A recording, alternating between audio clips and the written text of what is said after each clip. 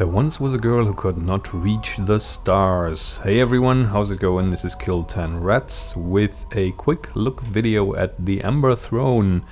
A very interesting looking game that just released on Steam. It's mechanically in the vein of a JRPG, but the art style really makes it stand out, and the way it delivers its story is fairly intriguing.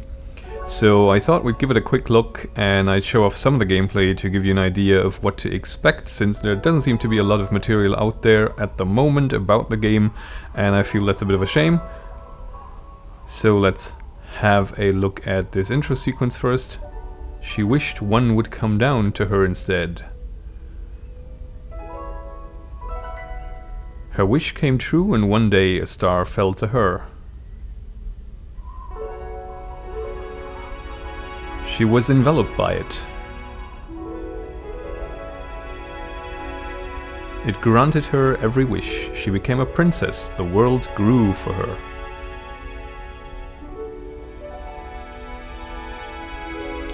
Yet this left her feeling empty. Casting away the star, her towers crumbled and her trees withered. And she began the long ascent to the sky.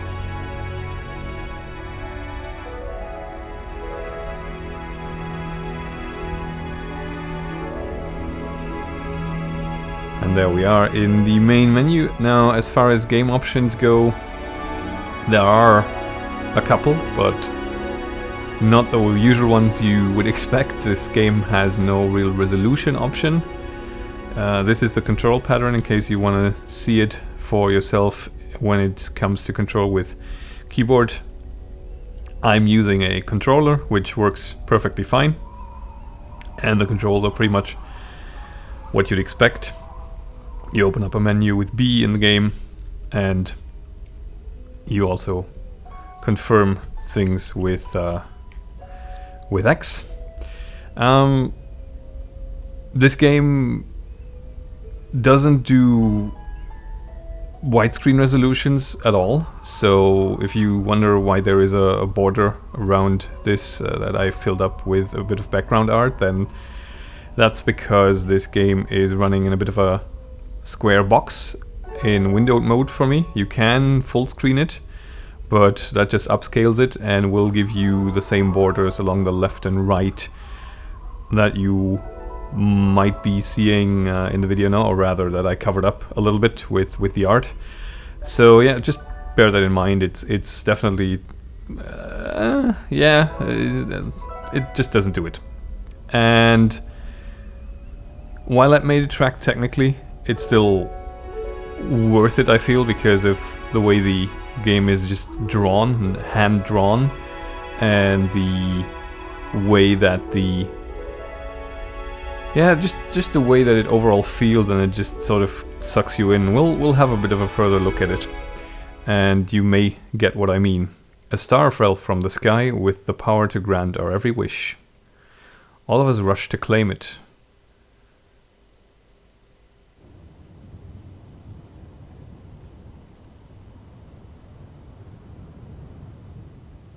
Only I succeeded.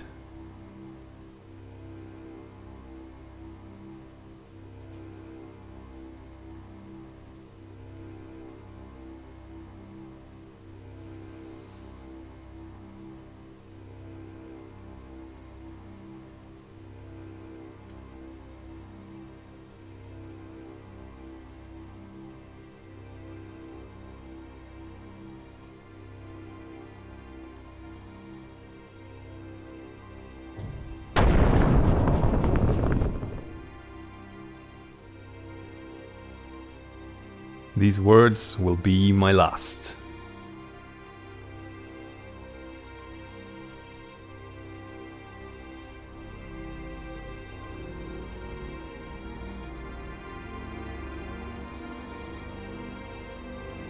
Perhaps when you awaken, you will understand.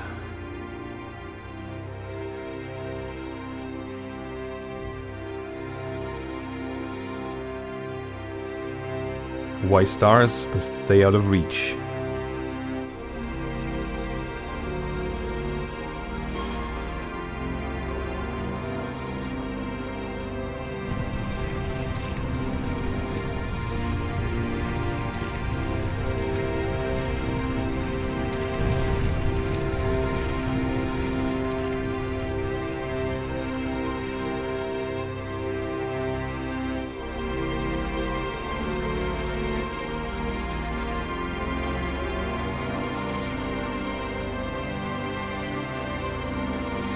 cannot stop them, however. They will try to take it again, but you must not let them.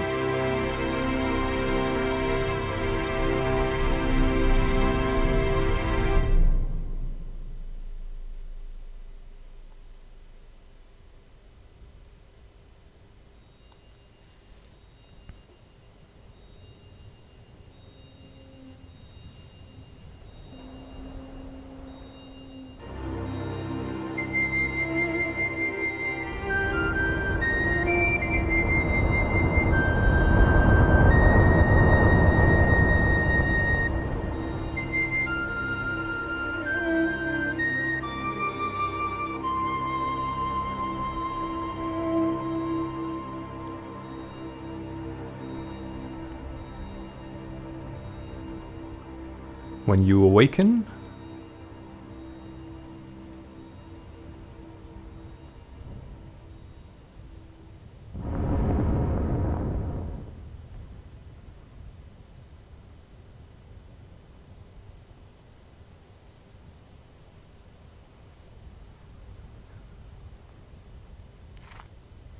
and we've awoken.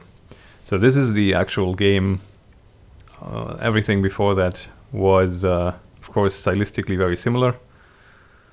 Return to the sky and destroy the Ember Throne. Here's our mission. It is a bit cryptic to begin with, and it is, well, definitely not flooding you with information and sort of world building right off the bat, but you definitely get the idea and the sense already that, you know, there is something at stake here and you have to sort it out because you're partially involved in it. And I can just quickly pop into the menu now and show you. For one, we have the system options, and that's pretty much all you get. And you have a couple of save slots, and you have the journal. And here we have the journal entry for Awakening. The world appears different from when I'd left it. The mountains and plains that taunted my imagination as a child seem to have withered into deserts as an adult. Father's castle looms over the world it abandoned, appearing as both a clue and an answer. Destroy the Ember Throne were his last words. Though his ships ascend to his shrouded castle, it seems my awakening is poorly timed. I can't help but wonder if this was out of pride in his legacy or something more. And what we have is a situation right now where there's apparently a king in the city that we're about to reach. And for one, he doesn't seem to like foreigners, whatever his definition of that is. And for another, he seems to be hell-bent on sending his airships to reach that castle and the floating Ember Throne in the sky, and it's our job to prevent it. It's a mess. None of the king's ships have made it through the cloud yet, have they? We'll get there soon. We're far enough ahead of the Zare as it is, and the Zare are apparently competing with them, and I think, if I read the clues right, they're sort of a lizard people race. Hey, who's that? Another foreigner. And this is the treatment we get as a foreigner. This is the battle system. It should look somewhat familiar if you've ever seen or come into contact with any sort of JRPG. You have one skill for the moment, but we should be leveling up fairly soon and get a choice of a couple more, one of which we get to pick. Guard is just buffing your defenses and reducing the damage you're taking. An item, we could chuck a potion. But we're gonna attack and strike him down.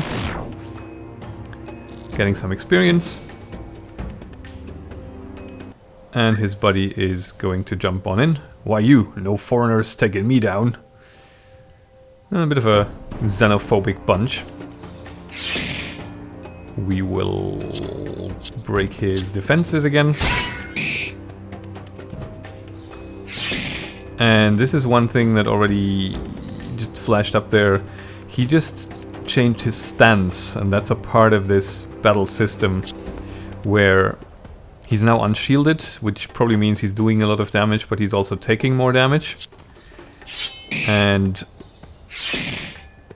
this is I guess the key to the battle system overall when you fight tougher enemies later on, that you have to sort of find out the skill sets to counter their respective stances, and you will also get companions, so there is an element of party-based combat in this eventually.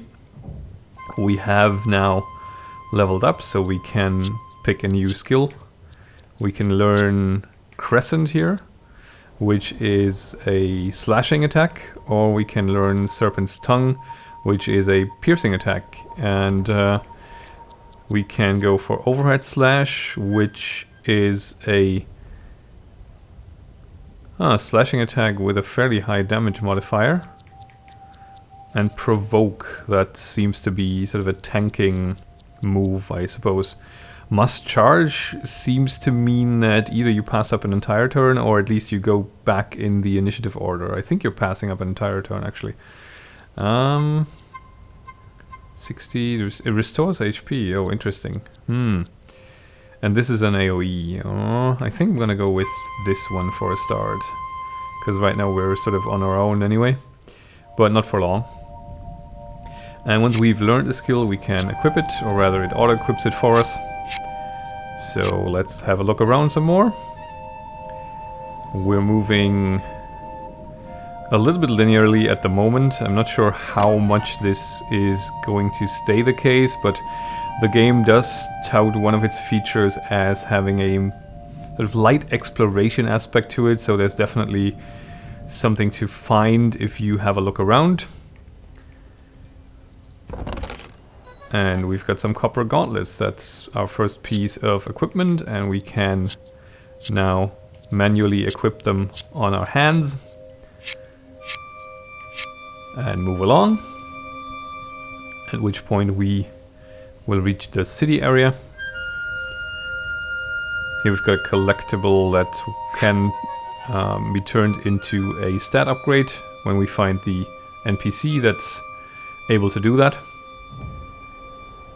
There is a corpse on the ground, a fallen warrior appearing reptilian. Those are the lizard folk that I mentioned that I believe might be the Zare.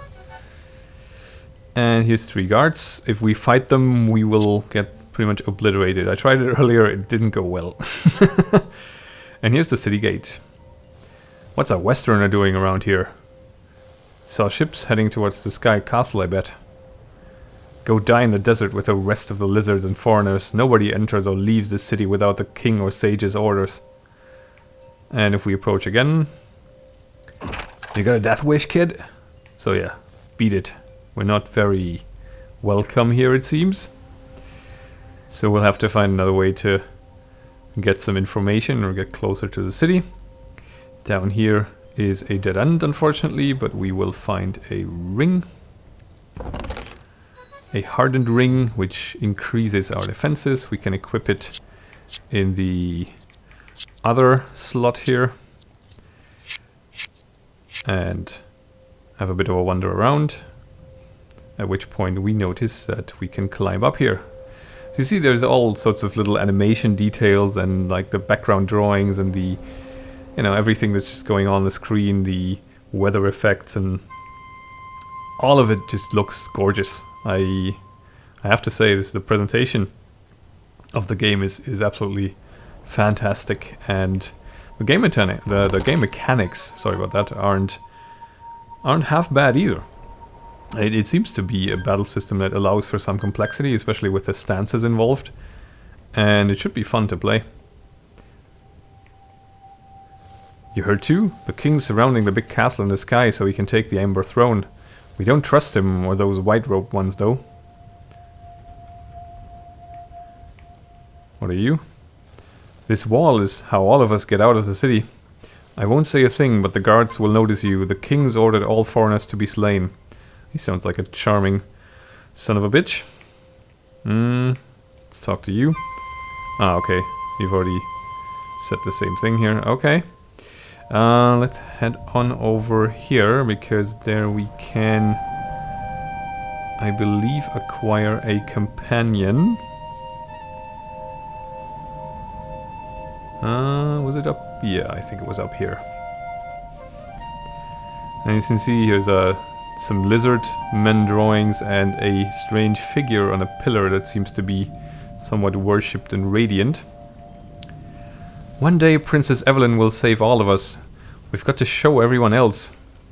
So they have a sort of a bit of a princess cult here. Princess Evelyn is smart, strong and beautiful, unlike that big dumb king and his seedy sages. Which sort of begs the question, are the sages maybe controlling the king or what's going on there? It would be, trope-wise, it would probably fit. It's calm above the city. The red soldiers never looked this high. So these are foreigners hiding out. We're safe up here. Even the thieves hiding along the walls don't come. They've nothing of value to take anyway. Yeah. So it's all a bit desperate.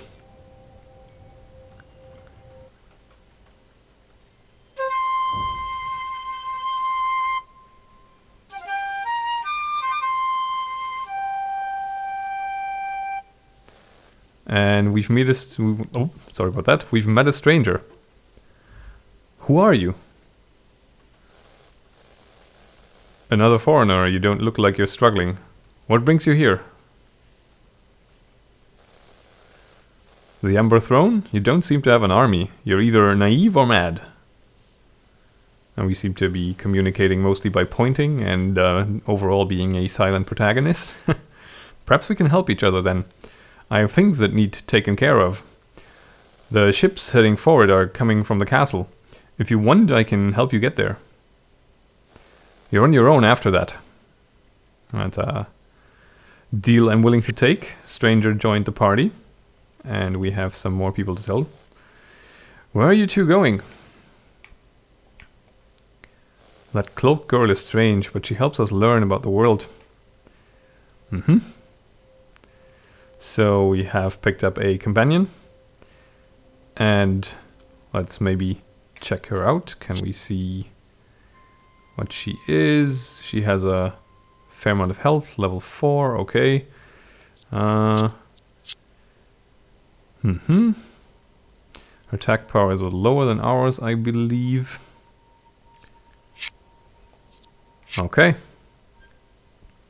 Now where was the NPC that was doing all the conversion of those roots into attack power? Because there was a permanent stat upgrade that you could get. I can just quickly show that off as well if I can find them. Wasn't it that one? Ah. Kids here aren't afraid of foreigners. King sure is though. Also, I'm Cheryl. I can make you special powders out of local plants if you'd like. I'm all over. If you need anything, come talk to me. Hey, need anything? And we can get the aching roots converted into aching root powder. Those increase your attack stat permanently. Turned one aching root into aching root powder. And we can do it again. And there we go. And now we can use the powder. Item, I think. Yeah, okay. Use that on her. And do it again. And then it should be gone. Yes, indeed. Okay. Let's have a look at the saving screen and save the game. And maybe explore some more. Just to see what we're in for here. We get a copper helmet. So we can plop that on our heads. There we go. It really does play quite well with controller, but you know, it's so minimal controls wise that you can very, very easily play it with keyboard and mouse as well, of course. Or like pretty much with keyboard. I don't think mouse is even a thing that you need. Right. So we've come up here. Where else can we go? I think we've come from down here maybe, but... Oh yeah, okay. Right. Just checking whether there's anywhere else to go up there. Don't want to make this too long, especially since it's a 10 to 15 hour game. So spoiling like 10% of the gameplay and story in a quick look video would probably be a little counterproductive. We do seem to be up above the city though, and not sure if we want to actually enter the city at the moment, or even if we can. Those guards at the gate were talking about the sage's orders, so maybe if we can find out how to get those, then we can make that happen for us. But no, this is definitely not yeah, this is definitely not continuing anywhere.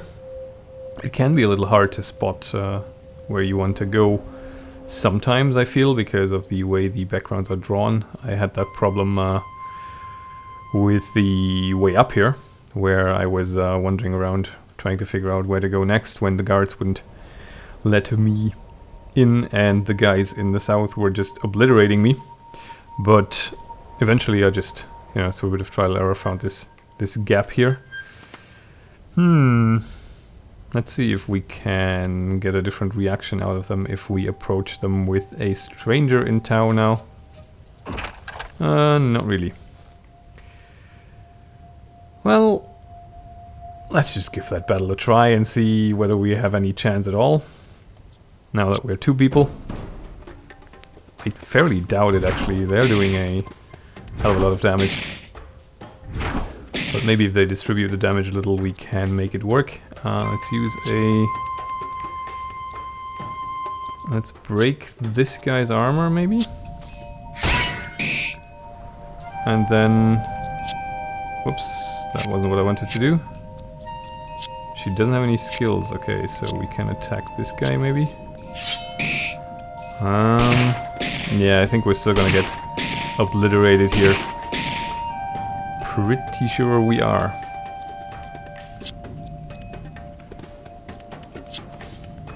Oh, yeah, we are gonna die.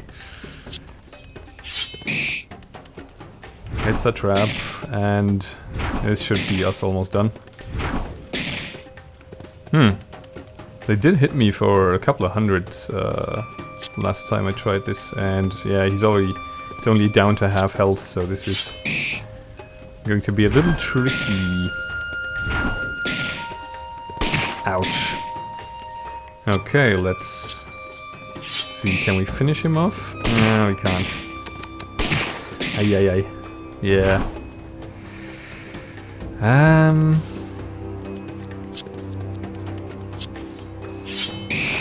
Okay. She's down.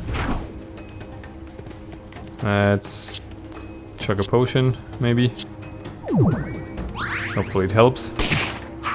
And we evaded. Nice. Ooh, but this is definitely on the tougher end of the scale.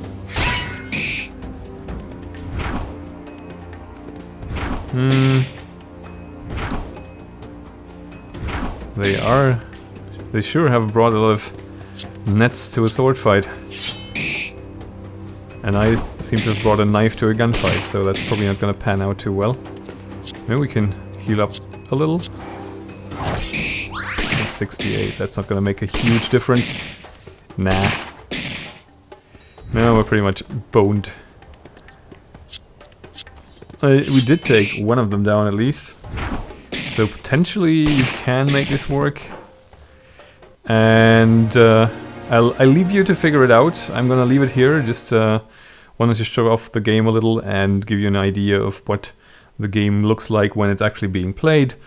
The art definitely makes it stand out. For me, it's a fairly unique looking game that plays fairly nicely and tells you maybe a bit of a different story than the usual RPG fare that you're getting.